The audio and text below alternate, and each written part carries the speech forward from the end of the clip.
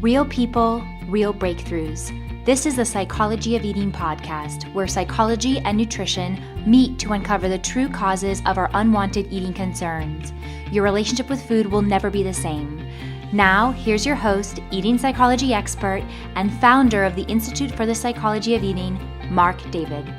Welcome, everybody. I'm Mark David, founder of the Institute for the Psychology of Eating, and we are in the Psychology of Eating podcast. And I'm having a follow-up session many months later with Kayla. How you doing, Kayla? I'm good. How are you? Really good. I'm so glad you're here. I'm so glad we're doing this. Me too. Yay. So I would love for you, if you like, to just share with people what are the core concerns that we worked on for you, and how have you been doing since then, since our first meeting? For me, it was an ongoing struggle with binge eating.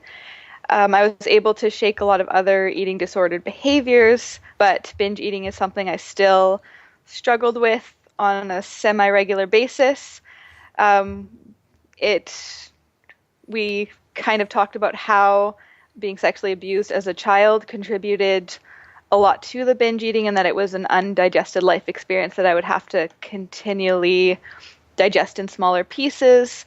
And another big thing we wanted to work on was me healing my relationship with men and not dropping into such judgment and discomfort around them. Mm-hmm. So how's that been for you, kind of just having those ideas, those keys, those strategies, that information? Just how are things been living for you since we last connected? The relationship with men has become a lot better. I actually, after the podcast, ended up getting a lot more male clients to train. Interesting. And before that, I would kind of dread having to train more men, and I kind of wish that they'd just give me women and not give me so many men to train. But I took this as a sign that the universe wants me to have these opportunities, and I had these male clients that were actually really good people and really helped me kind of get past a lot of the discomfort I had and the generalizations I had about men as well, because they are all different. There's not just one category. It's so true. I can tell you that from personal experience, hanging around a lot of men. We're a general tribe of men, but, we're all very different cookies. So where's your binge eating been at since we last spoke? It's been on and off. In the recent few weeks, it's been a bit more of a struggle than usual, which is very frustrating to me because everything in my life is going well, and I don't feel like there is a reason for it to be here other than the things we talked about. And it's still just me wanting to not have this problem, and it's affecting my work and my energy levels and the things I want to do. I think that's been the biggest frustration with it. So let me just repeat that to make sure I get it right. So the biggest frustration is that you just think this thing should be gone already, and it's not. And here you are, things are relatively going well, and the binge eating's been a little bit intense the last few weeks, and that kind of doesn't make sense if things are going well. Is that a correct paraphrase of what you just said? Yes. Yeah? Yes. Okay. So I'd almost kind of like to jump in and see if we can, find a couple of places to work with here, because I actually think you're in a good place. I know you don't, but I think you're in a good place, and I would love to tell you why. Okay. Okay? Here's what I want to say, and this is just me talking from the place of just having done this for really 3.5 decades now, just working with people. Here's the first thing. The first thing is, it is pretty common to work hard on something. I don't care what it is, whatever the issue, problem, challenge it is, and it doesn't go away to the degree that we want, and we go, why is this still here? So that's the question that you ask, and I promise you everybody else does. Why is this still here? So what I want to say, and this is, It might be a little obvious, but I want to say it anyway, which is, in a weird way, we give a lot of power to that question. Why is this still here? And what I want to say is, it's not a question that moves us forward. Yeah, ask it once. I think what's more important is a statement. And the statement is, oh, this is still here. What do I have to keep doing? What's the next step? Because the why is this still here kind of implies, oh my God, I'm still screwed up. What's wrong with me? What's my issue? I'm working so hard. Something's not working, clearly. Why is it still here? Which is kind of what's wrong with me? What do I have to do different? But there's a flavor of there's something wrong with me, I believe, when we ask that question. So it's a more empowering move to say, this is still here. This is my companion right now. So instead of fighting it, instead of fighting yourself, I want to double down and get more curious at times like this. Because what I've noticed with people as they're going through the process of transformation, we have these weird inflection points, these weird places that we come to that are unexpected. As an example, you just shared with me, hey, things have been going great the last few weeks, but I'm binging more, and it's intensified. That is not an uncommon statement for people to say, I have been doing so well in my life, but all of a sudden, whatever challenge, issue, concern I have has been getting worse. I believe what's happening when that happens is a couple of things. One is sometimes when we start to feel good, we hit our toleration for feeling good because we're so used to not feeling that. And it's almost like we get uncomfortable. It's almost like, I don't know, you're having such a great time that you can't take it. So people often have a ceiling on how much we can have or feel good. I mean, it sounds silly, but we do that. So humans will self-sabotage, not all the time, but it's a thing that we humans do. We'll self-sabotage if we reach a new feel-good point that almost feels too good. So what you're learning to do, I think, is to progressively feel good and hang in that place.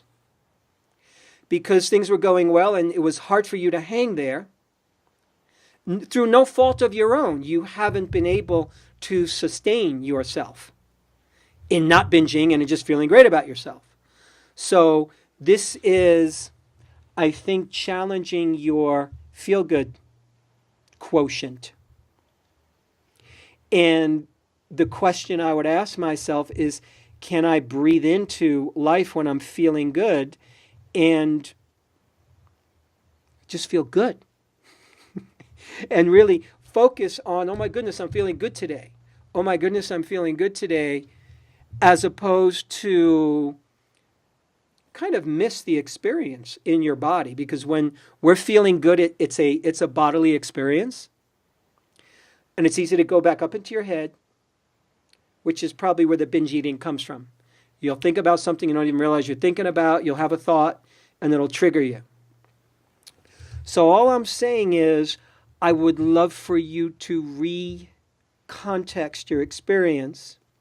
And it's not like you haven't made enough progress. It's not like you're slipping back. You're moving forward, and you're at the part of the journey where things are great, and you're learning how to increase your having level. So how does that land for you when I say that? All of that. That makes a lot of sense, and I was actually recommended a book called The Big Leap, which talks about that a lot, how people have an upper limit problem. Actually, one of the people in the eating psychology course recommended it, and it made a lot of sense. I think a big part of my inability to accept a lot of feeling good is that, like you said, I've spent a lot of my life not feeling good. There's always been things wrong, and B, I still blame myself for my mother's health. And I know that that's another thing that comes up a lot in eating psychology, is that we're afraid to surpass our mothers. And my mom is a host of health problems. She's in chronic pain. She's very unhappy, and it's very hard for me to see her like that because a lot of her problems did start like come up after the sexual abuse I experienced when I was younger. Mm-hmm. So we're on to something here, it sounds like, because what I'm saying and what you're experiencing and the information that's coming to you from your environment, life does that. Oftentimes we're getting the same messages from different places. I know for me, when that happens in my life, I pay attention. It means, okay, universe is giving me messages. I'm probably on the right track here. So this is a time in life for you to really notice your having level, notice your feel-good level, and notice the places where you have to bring yourself down in order to think that you can now be okay as a person because, okay, well, now I'm judging myself and blaming myself for my mother's health. That should make up for how good I feel. You know, it's the mind does this kind of silly nonsense is really what it is. Just because you surpass your mother doesn't mean you don't love her, doesn't mean you don't care about her. It simply means you are doing what you're supposed to be doing. And she's doing what she's supposed to be doing. That's going to be a hard one for you, I think, to really take the reins of your life and soar as high as you could. Again, it doesn't mean you don't love her. You can look at it as visible evidence that you love her so much that you want to be the best offspring possible for your mother. You know what I'm saying? Yeah. Mm-hmm. So tell me about the men piece. You know, so here you are. There's more men clients coming into your life. How else is your relationship with men speaking to you right now? Outside of men at work, there hasn't been a lot going on. I don't have much of a social life at this point in time. I work split shifts 4 out of 5 days and every second Saturday, and I have a lot of other things on the go as well. So outside of work, I haven't really spent a lot of time with men. My best male friend is in New Zealand right now, so that's kind of far away. My brothers, I try to talk to them more regularly, but they're super busy as well. So it's just been really trying to empathize and connect with the men that I train for the most part. I think that's great. I think that's really good. And I believe, you know, for you, you're on your path, you're on your journey. And the binge eating will be there as long as it needs to be to help teach you what you need to know about your life. Because binge eating, on the one hand, it's just a behavior that you don't want, that has nothing to do with eating. It's not about food. It's not about tying your hands behind your back so you don't eat. It's not about exerting willpower. Don't eat the food, Kayla. Don't do it. That's not what it's about. It's about there's parts of you that are wanting to grow and evolve and change and heal, and the binge eating is pointing to that. So it's pointing to your relationship with men. It's pointing to your relationship with your mother. And these are still in play. But even pointing to your relationship with men, that's pointing to who you are as a woman. Because in a lot of ways, if you're heterosexual, then who you are as a woman is defined in part in relation to the men in your life. If you're lesbian or your same-sex relationship, then who you are is defined by the women in your life. So what I'm saying is, whatever the case, half of the known universe is male. We can't write them off. Half of the known universe is women. We can't write them off. We have to embrace them and give a big hug and really see, who are these creatures? How do I relate with them? And how do I make peace with them within myself. I mean, that's a big undertaking for you based on your history and based on your experiences. So it's not a small task.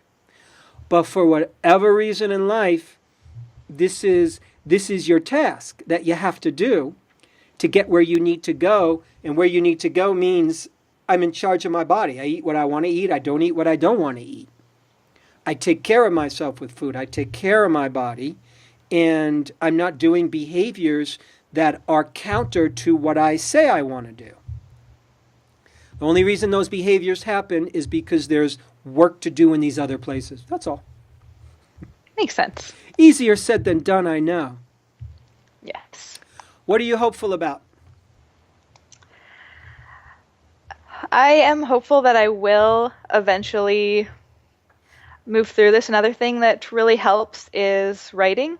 Mm-hmm. And I've realized that when I'm not binge eating, it's usually because I have a writing project going on, and I actually just got my first book traditionally published. So that was super exciting, and it just made me realize that I want to have more time for writing. I want that to be less of a hobby and more of a career, which obviously takes time and effort and producing. And I think that's really just spending more time on my creative endeavors and doing this thing that I really love, that I've loved since I was a kid, is going to help as well. Tell us what the book is. It is a dystopian novel. It's something I started thinking about when I was an angry first-year university student. It's basically everything I don't like about society. It's set in 2042.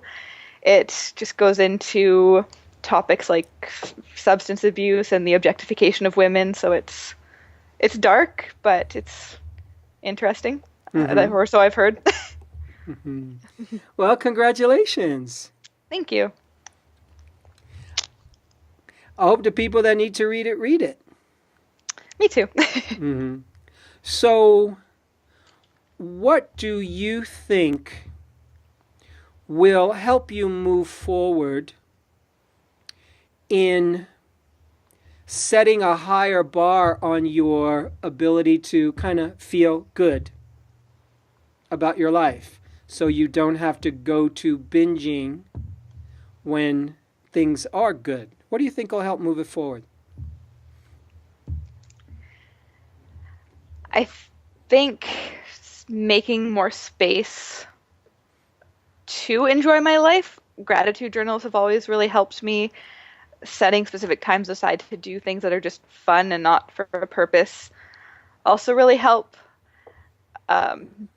Just having just a good balance between work and productivity, and then doing things that are just fun. Mm-hmm. Sure, that's great. It's very simple. It's very straightforward. And honestly, I think you're spot on. I think you're right on about that. You know, something also just occurred to me, and that is that in a weird way, a lot of times we'll sabotage ourselves strangely because it makes us feel safer. Because the known is safety. So my known place of suffering, challenge, misery, unhappiness, I don't like the world, I can't be safe, I can't trust, that's a known place for you. And you know that territory. You might not like it, but you know it. You know the neighborhood. The neighborhood called the best possible Kayla in the world, fulfilling all her dreams, doing all this cool stuff, not binge eating. You don't know that neighborhood. So when you start to peek into it, or when you get into that neighborhood, it gets a little uncomfortable. Mm-hmm. So in a lot of ways, it's you learning how to feel safe. Period. It's you learning how to just feel safe when you're with men. It's you learning how to feel safe when you're alone in a house with food. It's just you learning to be safe in the world and acknowledging that, yeah, there's dangers in the world. Creatures can eat you or men can harm you. And there's another level where it's safe. And I think when you can focus on that you're okay, you're not a little kid anymore who's not safe. You're not the girl from the past who got abused. You're a whole different person. She was not safe. You have way more in place in terms of safety mechanisms and protections. Mm-hmm. Does that ring true for you at all? It does, yes. Mm-hmm. Anything else you want to share, Miss Kayla, about you, about this work, about your experience? Anything you want to share to listeners, just to kind of wrap things up a bit? Yeah, no, it's been fantastic, and it's definitely still a journey. And I think the biggest thing for me is that continual reminder that I'm not doing anything wrong by binge eating, and that it's here for a reason, and that's not the enemy, even though sometimes it feels like an inconvenience. And just continuing to reframe how I see the eating challenge. So well put. I really want to say that. And it's so important. Because the mind doesn't want to go there. The mind just wants to see it as the enemy.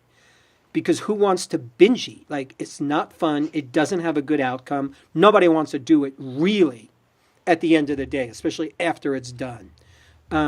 So as you continuously recontext it and remember that it is teaching you, it is here for a reason, and it's the soil that you're digging in to do your work and planting the garden called you and your best self. That's what it is. And the more you could see it like that, the faster success will come, and success is going to come, excuse me, at its own pace. You know? Mm-hmm. Definitely. A little bit of trust, a little bit of faith. Yes. Kayla, I really appreciate you taking the time to do this. Yeah. Thank you. And I applaud you, and I applaud your efforts, and I applaud your willingness to just share so openly with, so many people about your journey. And I wish you all the best. And please, stay in touch. Really feel free and shoot us an email and let me know how you're doing. Definitely, for sure. Okay. Thanks so much, Kayla. You're welcome. And thanks, everybody, for tuning in. Once again, I'm Mark David on behalf of the Psychology of Eating podcast. More to come, my friends. You take care. I hope this was helpful. Thanks for listening to the Psychology of Eating podcast. To learn more about the breakthrough body of work we teach here at the Institute for the Psychology of Eating, please sign up for our free video series at ipe.tips. That's I for Institute, P for Psychology, E for Eating.tips, TIPS. You'll learn about the cutting-edge principles of dynamic eating psychology and mind-body nutrition that have helped millions of people forever transform their relationship with food, body, and health.